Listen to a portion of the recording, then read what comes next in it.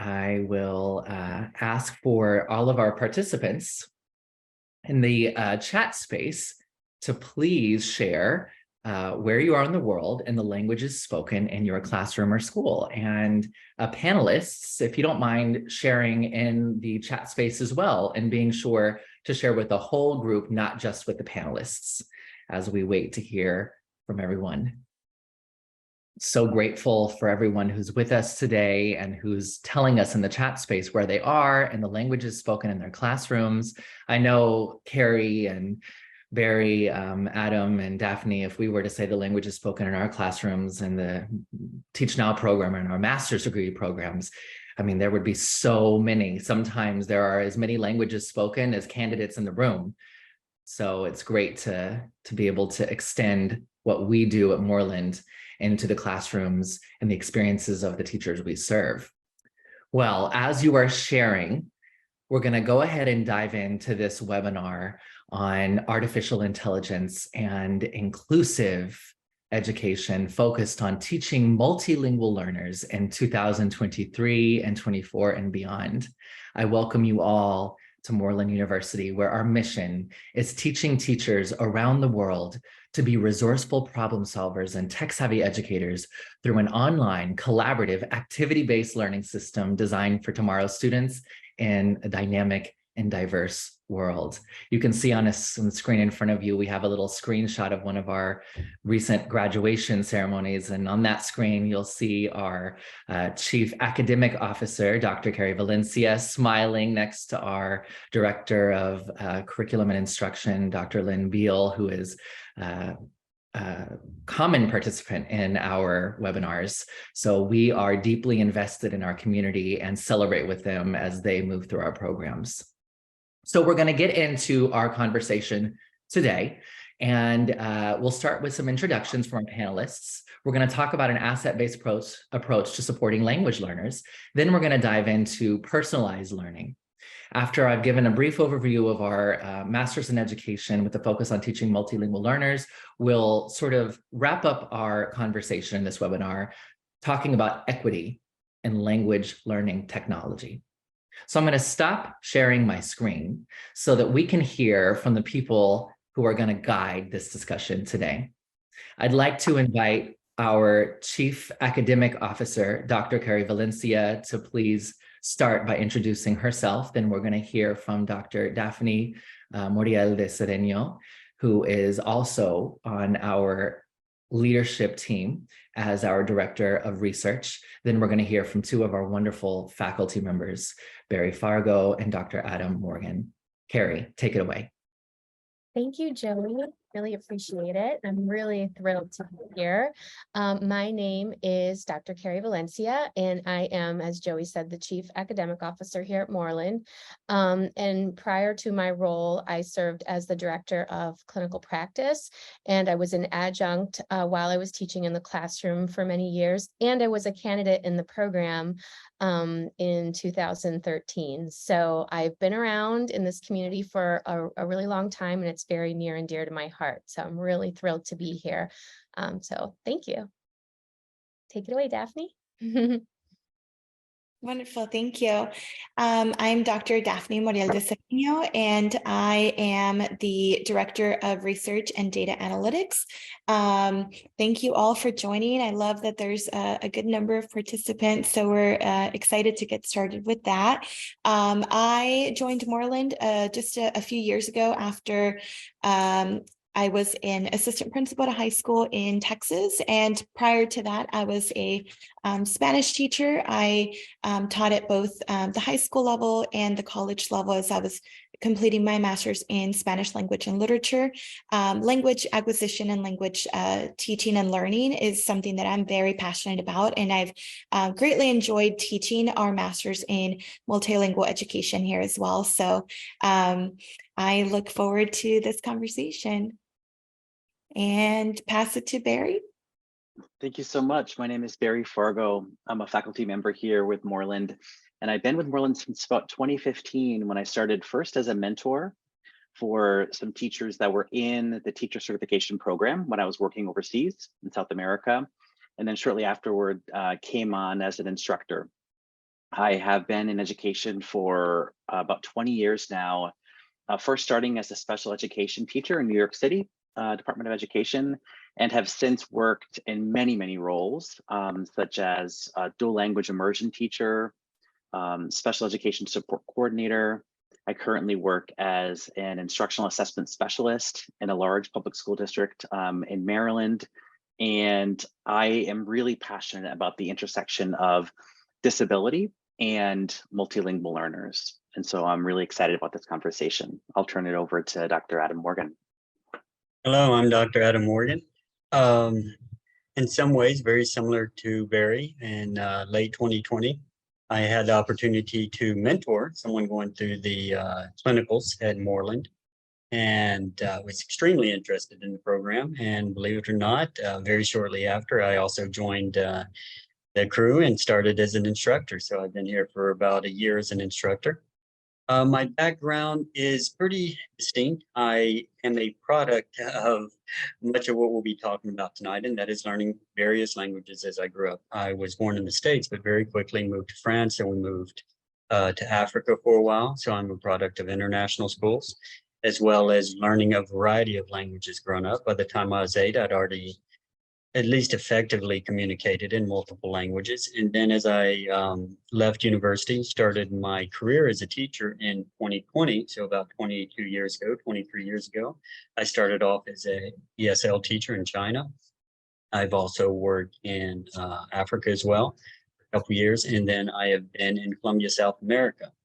So a lot of experience, both trying to learn languages and a lot trying to teach languages. And now I have 2 daughters that are growing up in a multilingual family. So multilingualism, learning a variety of languages, expanding your world is very near and dear to me as well.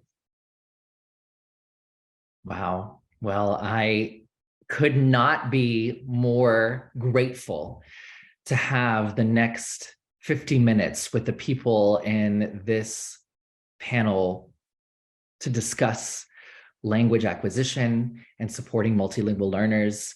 The expertise, the passion, and the experience on this panel are astounding.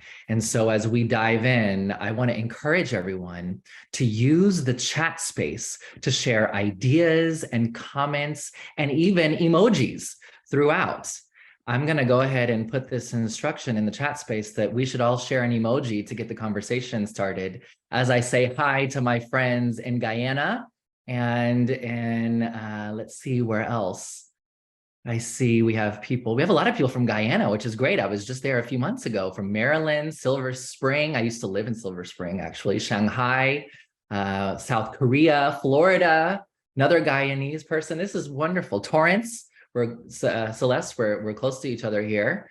We're so grateful that you all chose to be with us today in this webinar. What we're going to do is we're going to build on a conversation that we started a few months ago. In April, faculty from Moreland University's Master's in Education with the focus on special education led us in an important discussion about innovative uses of EdTech to support students with special needs. Well, this month, we're focused in this webinar on teaching multilingual learners and students with diverse linguistic backgrounds.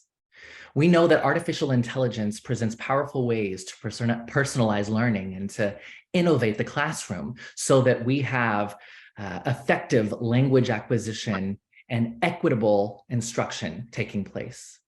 Educators have got to engage in their own professional learning in order to effectively support students with these diverse needs and these diverse ability levels. So today we're going to discuss some best practices, some inclusive strategies, and tools to support multilingual students in this changing environment of educational technology.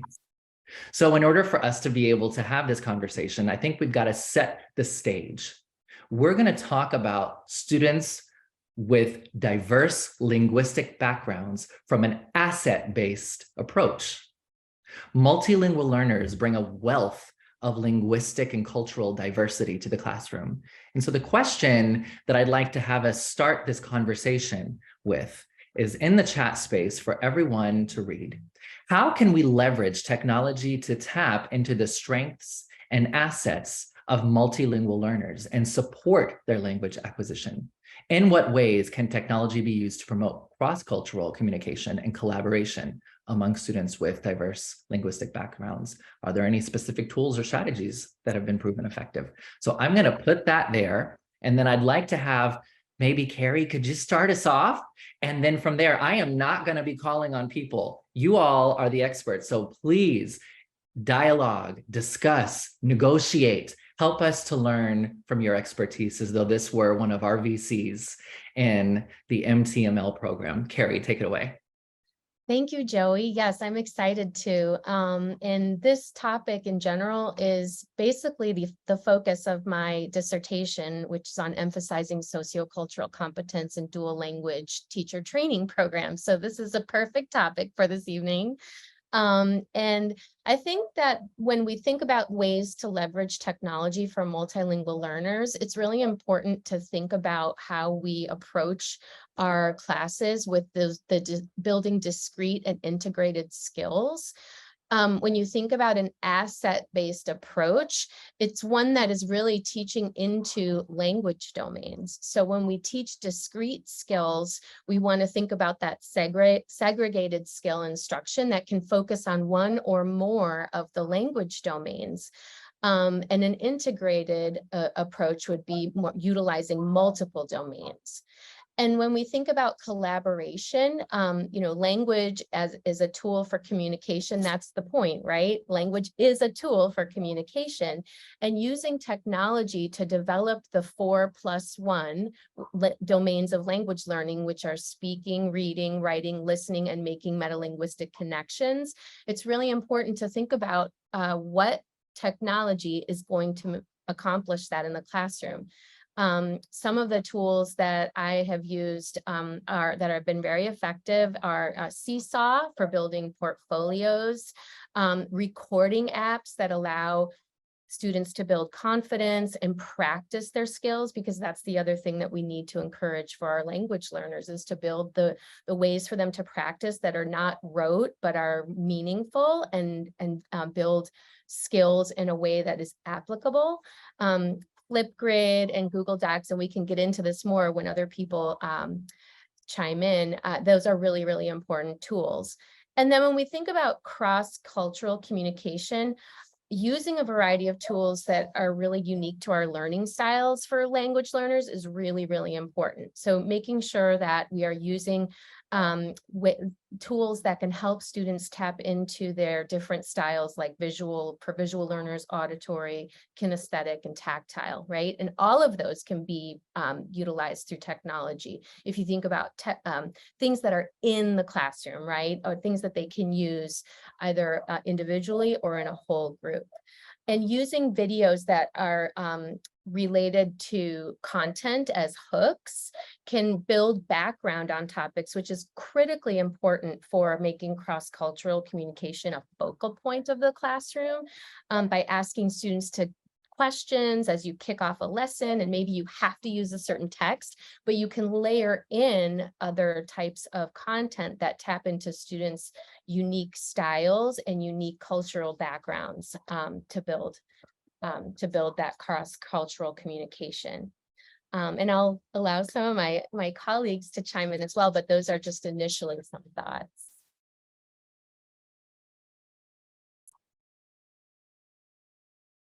That's so wonderful. Thank you, Carrie, for that. I feel like I was in your classroom, so I love it.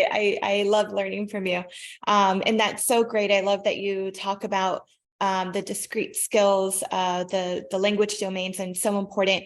Some of my thoughts were maybe more general, but just thinking about different learning apps and different learning platforms. I know that some people have posted those in the chat, and just how that they can really help our students, especially with things like differentiation. That can be something very difficult to do in a language classroom when people come in with just various levels of proficiency. I myself am a language learner still. So Spanish is my first language, and I know that growing up semi-bilingual, and then but really not understanding the language for a long time, a lot of the technology even back in my day for my teachers to use to help me was really important. Just being able to listen to things like text on, a book and listening to it read in authentically is really important just for that listening component. We have a lot of different platforms now that I think are really awesome that can really help students, even things like Duolingo that help you practice listening and speaking and have some technology in it integrated that can help improve the speaking and the listening components and the vocabulary, all of that. So those were some of my thoughts. Barry or Adam? Yeah, I'll hop on real quick. I shared a couple of some of my faves in the chat. First, I kind of want to zoom out for a moment and tell everybody that you have to give yourself grace with learning and exploring these tools, right? There's so many tools these days, and a new one pops up just when you figured out how to master one of them, right? And so give yourself grace and maybe summer, right, to explore these tools and think about, when might I use this, with which learners, what's the best context? Is there a free version, because we're teachers, right? And we need resources that are free or low cost. And sometimes there are versions of these tools that are available for teachers if you reach out to them and ask. But one thing that comes to mind is that all the tools that are out there, I try to think about and frame it in, how can I use whatever tool it might be to either personalize and scaffold for students, right, given what I know about them, or enhance the learning experience given what I know about them. And so that second part makes me think about student interests. And so I try to think about how I can use their interests and hobbies and likes and dislikes to guide my instructional planning. And so some of that now, even with, for example, ChatGPT, I can say, develop a writing prompt at the B1 level in English on this topic, and it can help me. I may have to still tweak it, but some of those pieces are there to then enhance the learning experience for my learners. And if I could just piggyback on what Barry was talking about there, and I think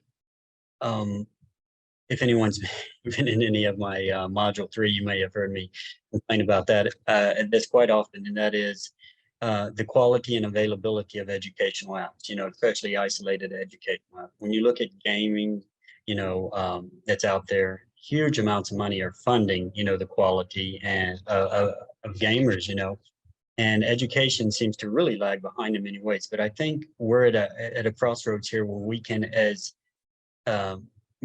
educational institutions and other stuff, really take advantage, because not only are these apps valid for the school, they're also valid for business. And when it's valid for business, you're seeing these apps develop a lot more quickly and actually have a lot more power and be a lot more useful than I believe if they're just developed for K-12 schools. And so, just a little side thought of what Barry was talking about that I think is a huge advantage for us as educators.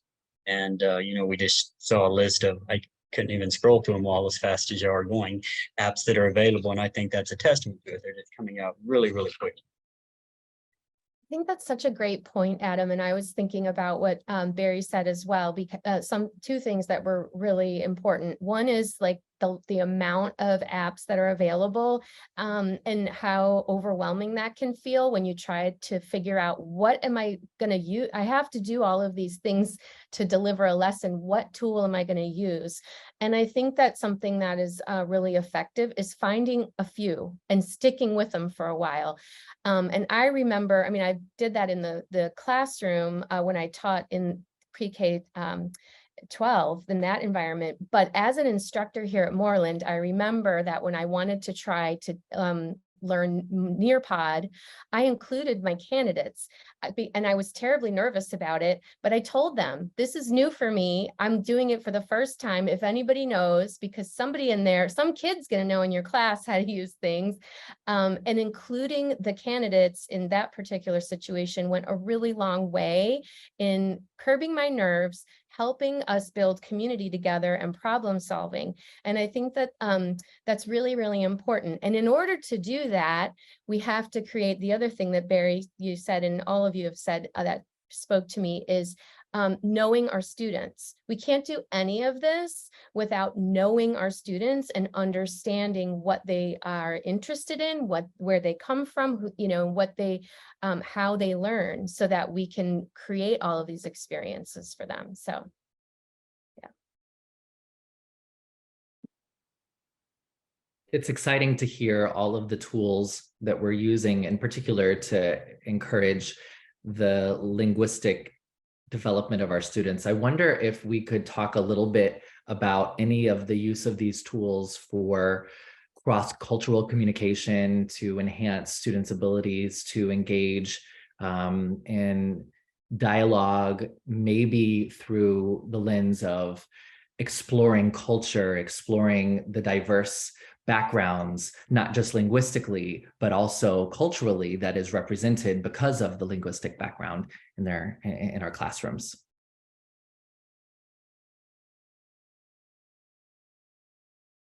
I think if I can use a word from Dr. Valencia from her first introduction to the matter, and that was the word leveraging. And it's a word that just really stuck with me over the years. And it started, I was with a school, I work in Colombia, South America. And, oh, I'm going to cut it down so I don't take too long. But if you look at the history of the development of international schools, they've really changed over the last 22 years. When I first started international schools, there's the assumption, most of them are native speakers.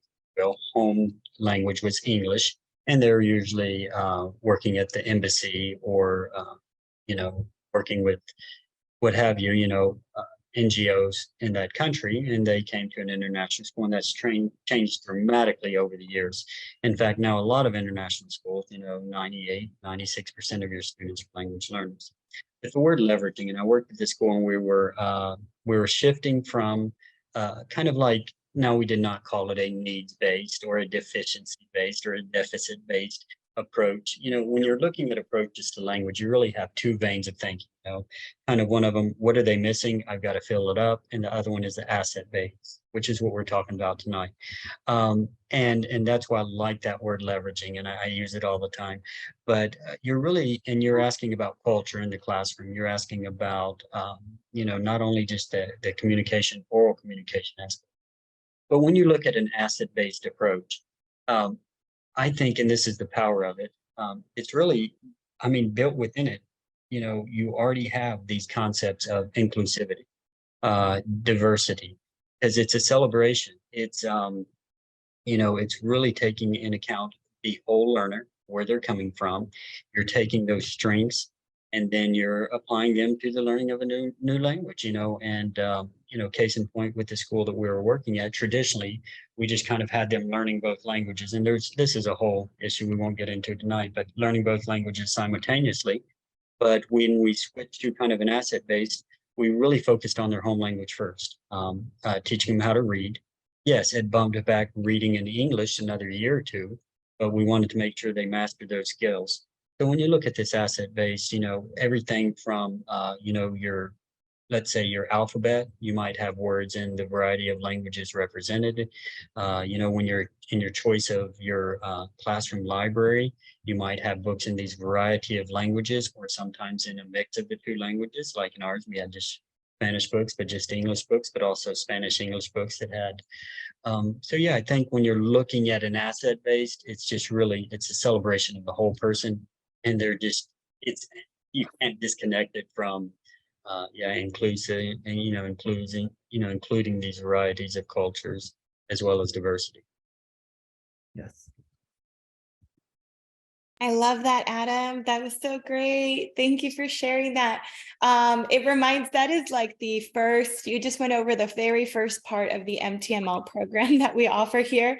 And it is exactly about that, right? About making sure that we not only sort of respect that people come from different places, but really celebrate that, which is different. You know, it's not just semantics. It's really about making sure that we celebrate that first language, that home language, make sure that there is a strong foundation in all of those 4 domains, and reading, writing, speaking, and listening, in order to better acquire the systems that need to be formed in our brain to acquire that new language. So that's spot on. I love that.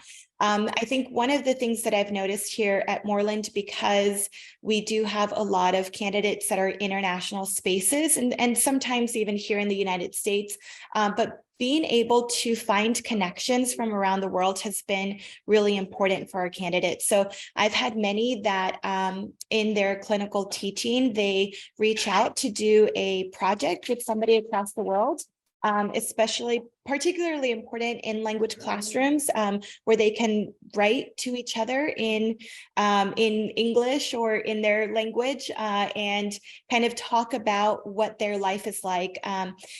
Something so simple as pulling up a Google map and kind of going into a city and exploring what it looks like and what it can feel like. You know, that's where kind of virtual reality tools really come in handy. Using other tools, there's one called Conversation Exchange, which is a really great app as well, that is really just focused on having conversations with people from around the world.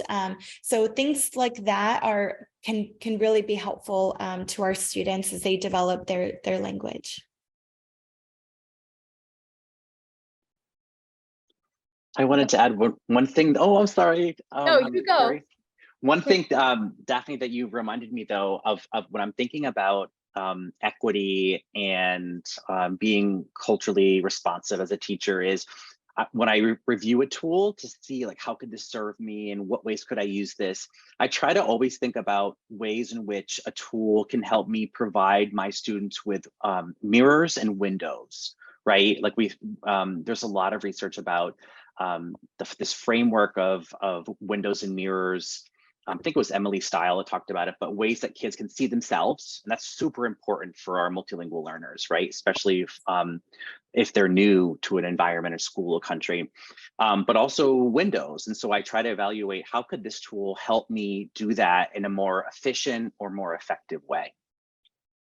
I love that, Barry. That's so amazing. And I think, you know, listening to what you just said and kind of piggybacking off of the others, I think a major challenge that limits students when we think about, you know, looking at our students from an asset-based approach, a major challenge that limits them is about the language that we use when we refer to them. Right? So we need to reframe before we do anything with technology or anything. When we approach our classroom, we need to reframe the labeling that we use when referring to language learners in general and model that asset-based language. You know, instead of labeling students as ELLs, it's more empowering to say multilingual learners or emergent bilinguals, because that is honoring their home language, right? And this elevates students that have been marginalized in a system that was designed to keep them in a less than status by labeling them as English learners, or something, you know, that English has the power. And we need to leverage technology in a similar way. And a way to do that is by changing the narrative that technology is a crutch and to technology as a tool, right? And so finding the tool, we can talk about all kinds of tools and strategies, and it really doesn't matter as long as the technology is effective and meeting our students' needs, right? And elevating them. So I think that's super important to keep in mind. Thank you for taking and running with that follow-up question, everybody. I know that was like, what is he asking? Well, I think we are moving now into this conversation around the ways that we can leverage technology in an asset-based approach to empower students. And one of the most important things we can do is personalized and differentiate instruction. So I'd like us to spend a few moments talking about this question. How can educators leverage technology to personalize and differentiate instruction for multilingual learners, considering their diverse linguistic backgrounds and varying proficiency levels? What we've talked about so far is a number of tools that create access. I want us to think a little bit about this process of creating student-centered, differentiated, personalized classrooms with specific tools. And we might want to start thinking also about artificial intelligence and the way that it interacts with this process.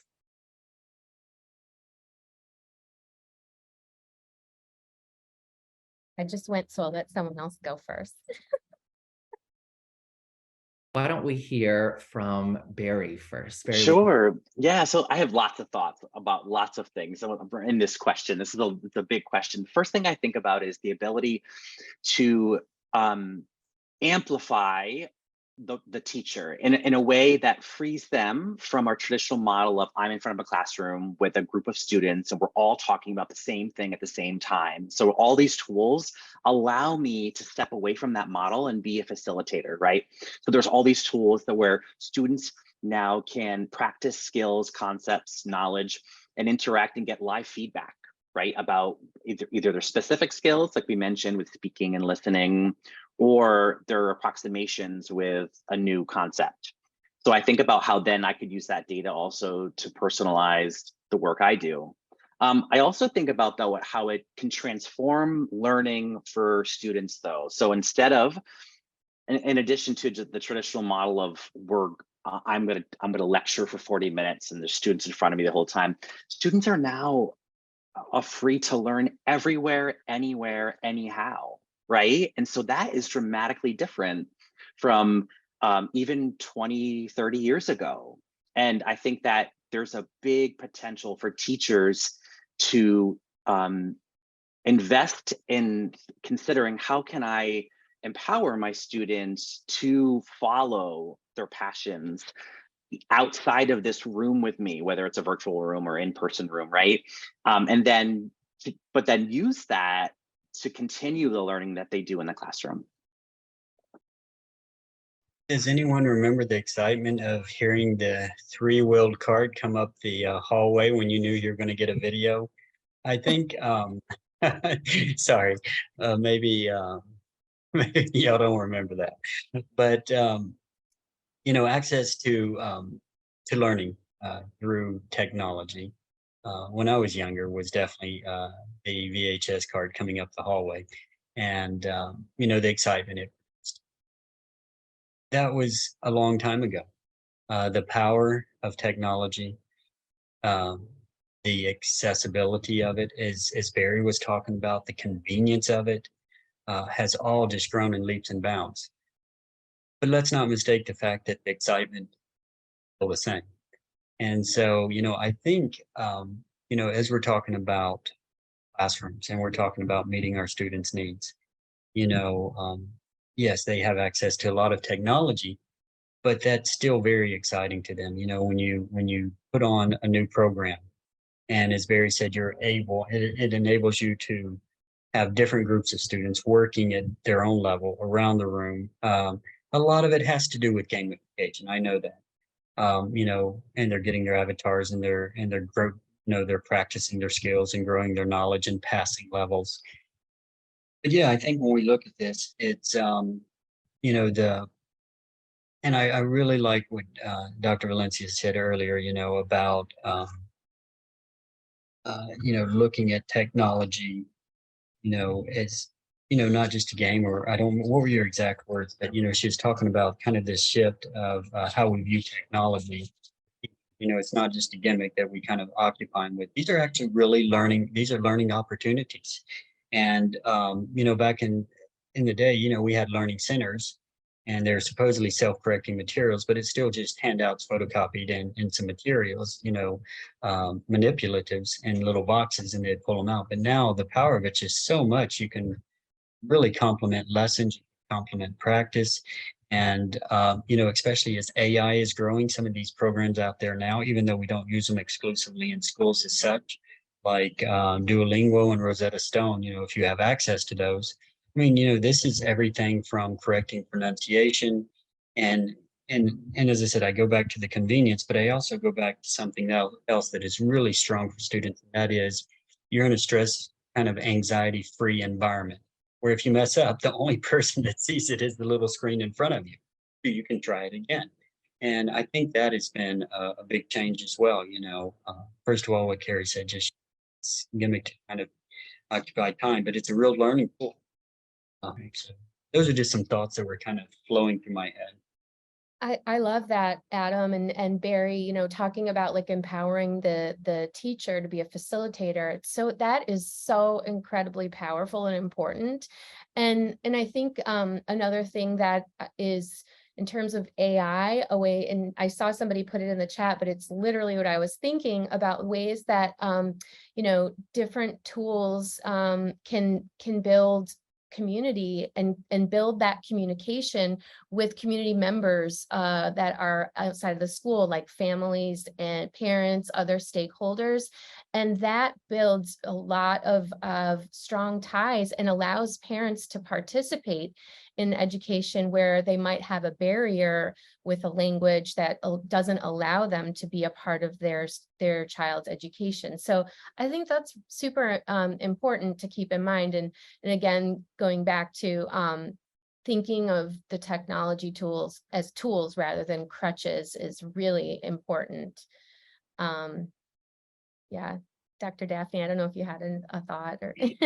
Well, I was going to say the same thing. I love that shift in mindset. I love that you're pointing out these sort of larger concepts, Barry, because it's so true. Like we have to change the way that we see the teachers as sort of we are no longer the gatekeepers, which is a good thing, right? Of this knowledge, like I'm the native speaker and I will impart this on you.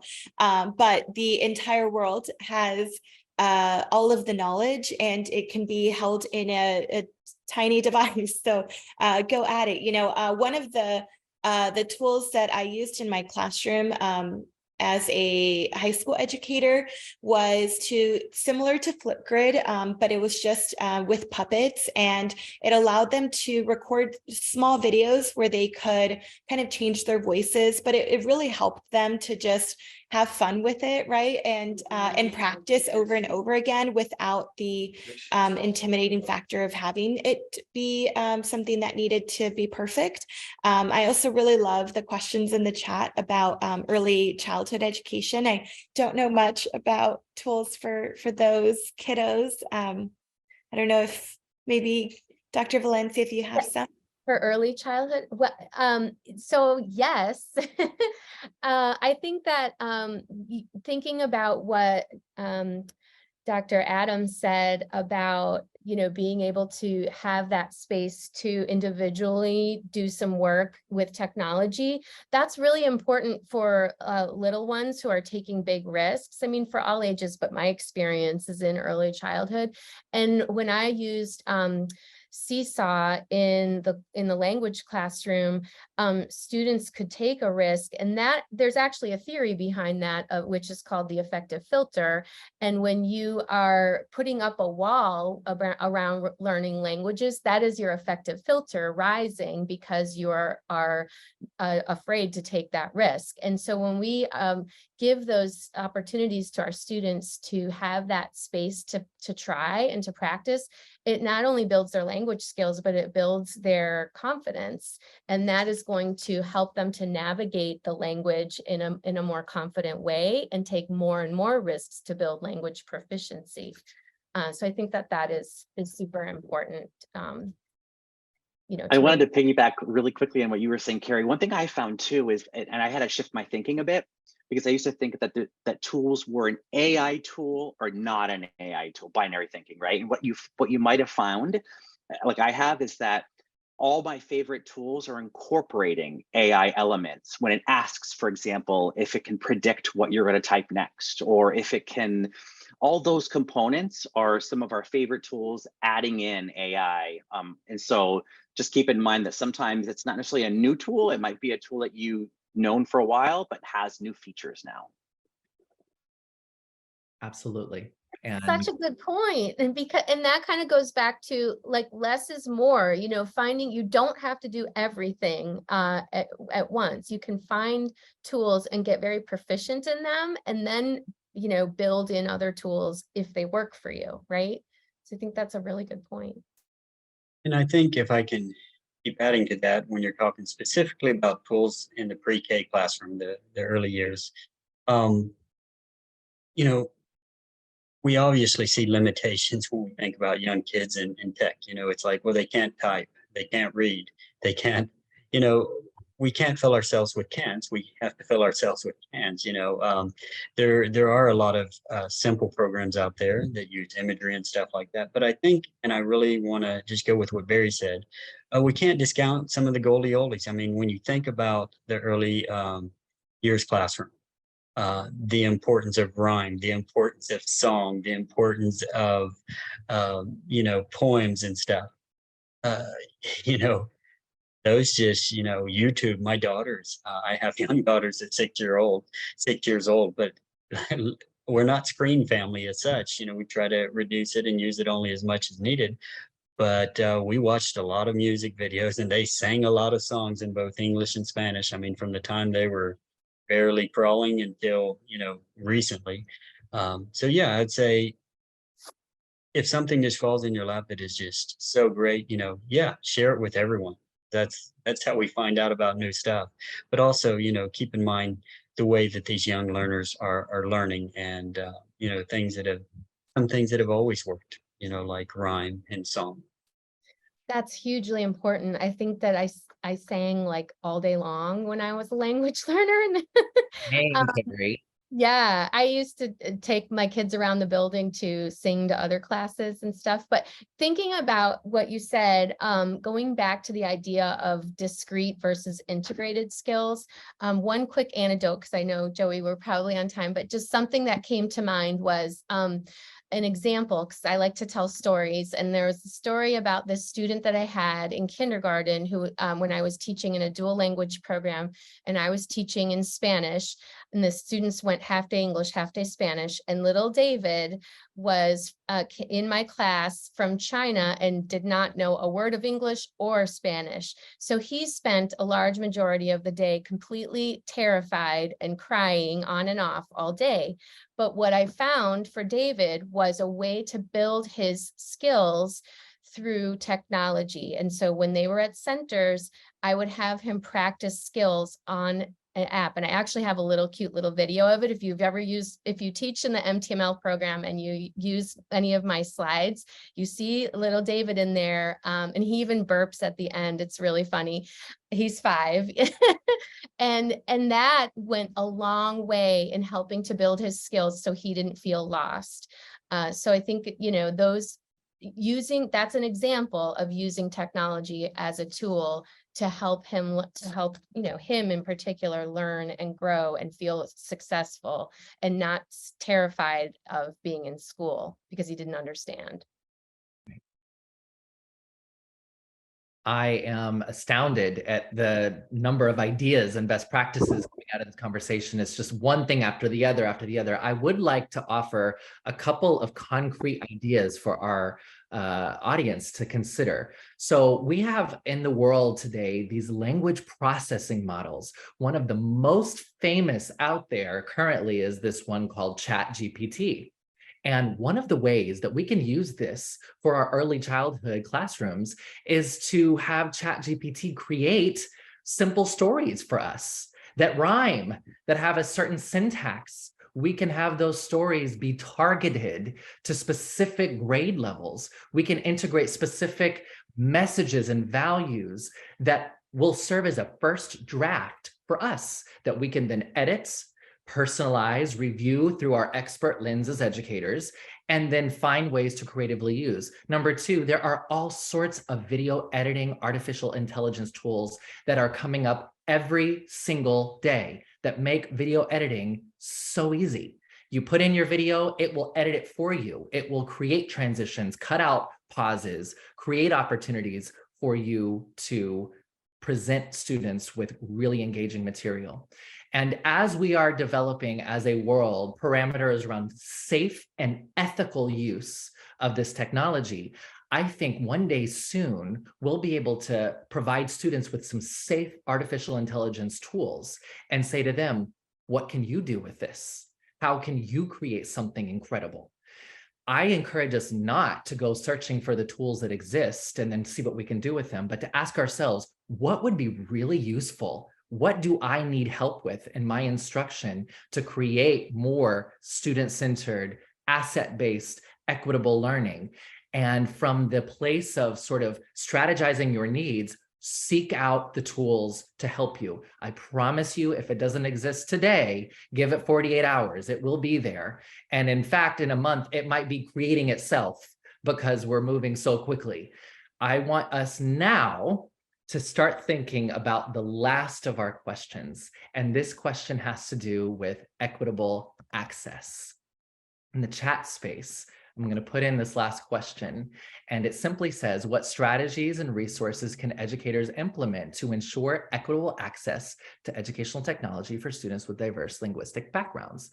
Before we hear from our panelists who are going to say some wonderful things, I would like to give a little bit of information about the master's degree and education with a focus on teaching multilingual learners, to which we have alluded numerous times in our call today. So I'm going to share my screen and briefly talk to you about what this program is. Our master's degree in teaching multilingual learners is a program that is an add-on program to our Teach Now teacher preparation program that teachers and educators around the world can complete in 1 year in order to learn fundamental concepts in language, language development, and culturally, linguistically diverse populations and ways to support those students. You'll gain pedagogical skills and approaches that integrate languages instruction, sort of bringing in all of the domains, many of which we've discussed today: reading, writing, listening, speaking, making meta-linguistic connections and interacting in the classroom. The candidates in these programs are going to learn how to effectively apply theories and methods, and to be able to do so in a classroom that is built around supporting language learning.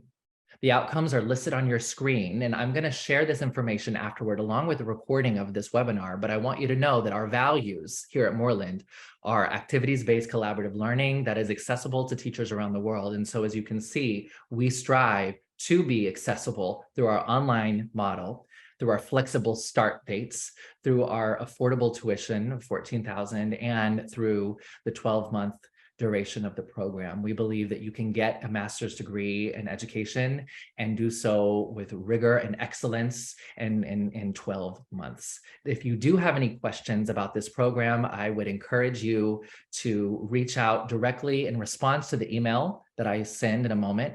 And before I transition to the question, Carrie, Daphne, I know you all spend a lot of time in this program. Do you want to say anything about it before we talk about the strategies and resources for equitable access? I could say a lot about it. I feel like it's my baby. And I think that pretty much everything that we discussed here tonight are things that we discuss in the Teaching Multilingual Learners program. The basis of it is building sociocultural competence and teaching through an asset-based approach to meet the linguistic and cultural needs of all students. So it's not just for language teachers, it's for all teachers, because everybody's a language teacher. Yeah, I love that. And for anybody considering the program, I think one of the biggest questions that we get asked often, especially from the admissions department, is if there's a thesis or a capstone component to it. And there is for this one. It can be done over a few months, a couple of months, and it lives at the nexus of special education and multilingual education. I really love this program. It's something that I think as a language teacher, I I have learned from, even in having a master's in Spanish, and, you know, having my teaching degree and knowing best practices and keeping up to date.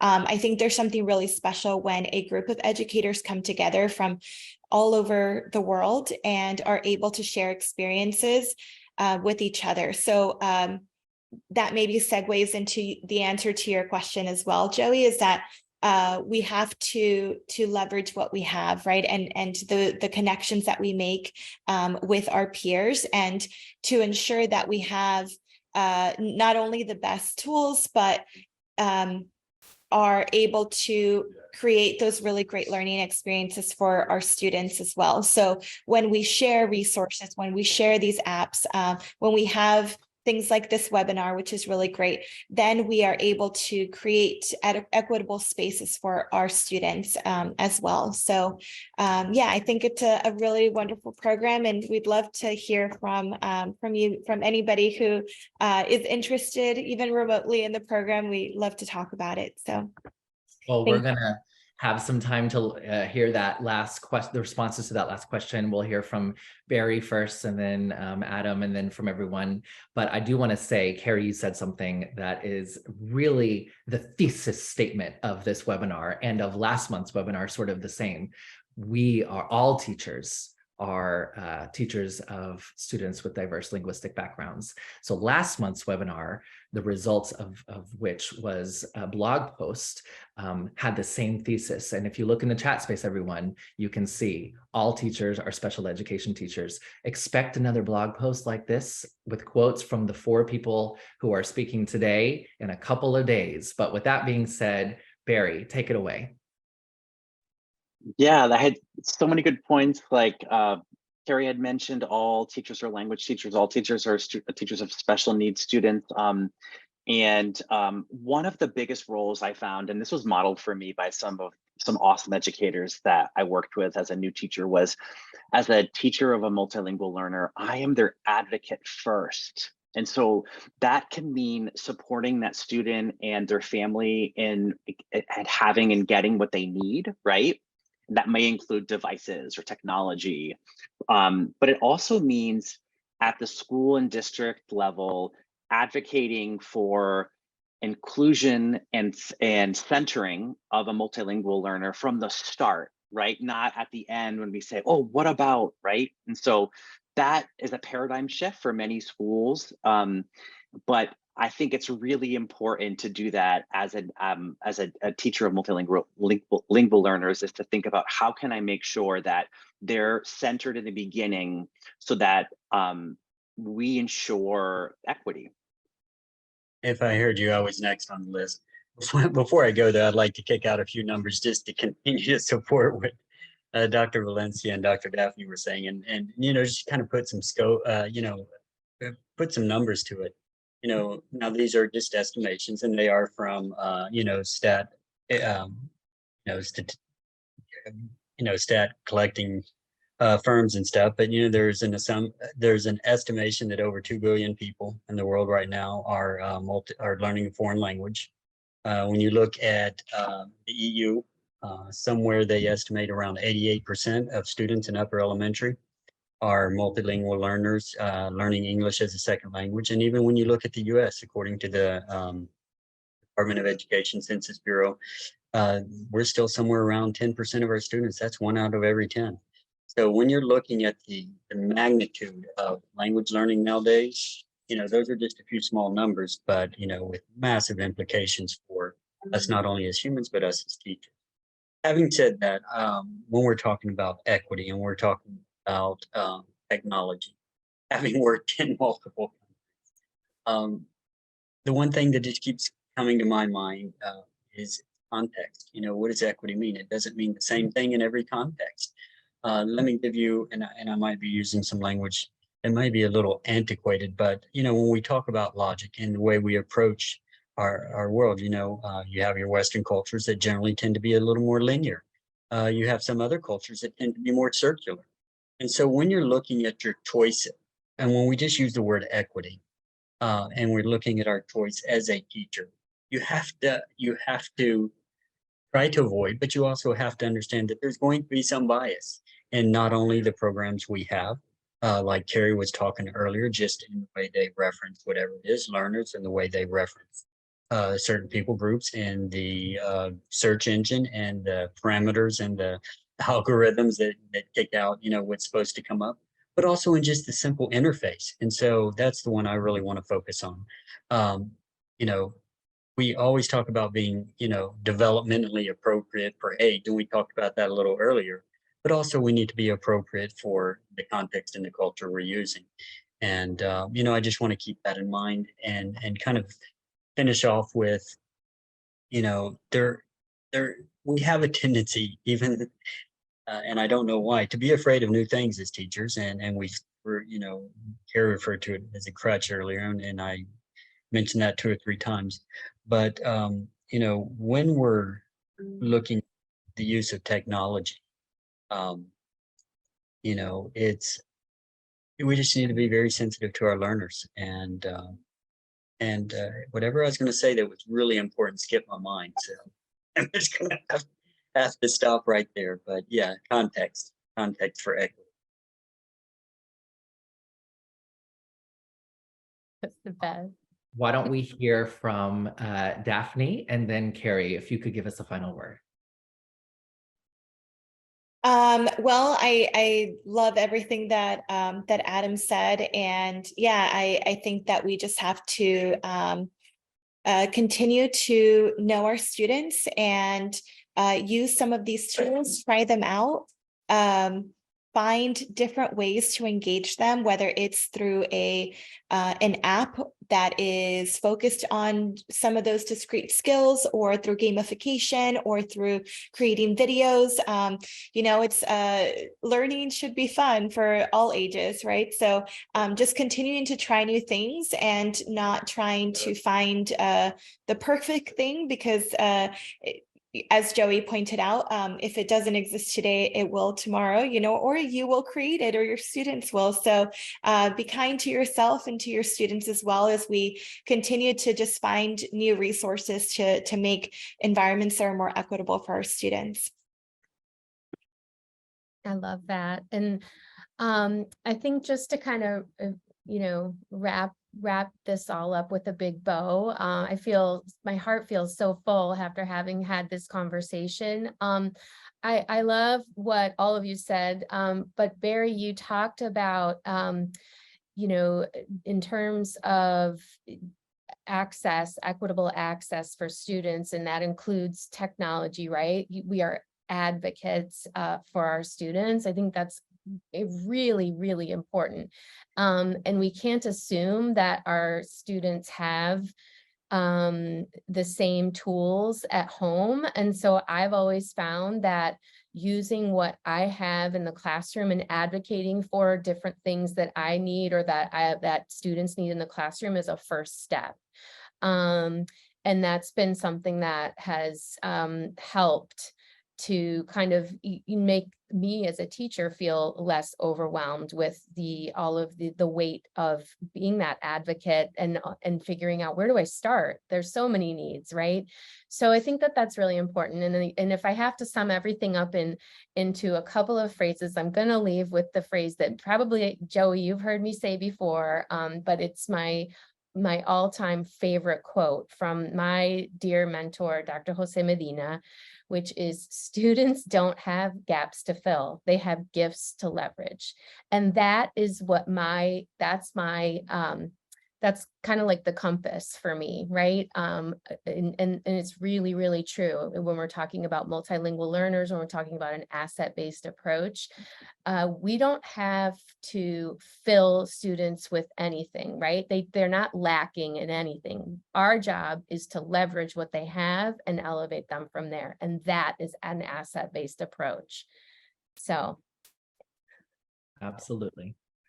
I appreciate that quote. And I'd just like to reinforce this notion that those of you who come and are part of Moreland's Teach Now teacher preparation program, or any of our master's degrees, or even our professional development, are learners. And for us, none of you lack anything. You come to us with skills and talents and passions and backgrounds, and we see it as our task to bring you together to learn with and from one another as you develop into teachers who do the same for your students. So on behalf of Moreland University, of the more than 6,500 graduates, the close to 100 faculty members, and the many administrators and mentors and other community members that make up this wonderful institution, I thank you so much for your time today. I wish you a wonderful rest of the week, and I encourage you to be on the lookout for an email from me with this recording and some additional resources. Take care, everyone. Bye-bye. Bye, thank you.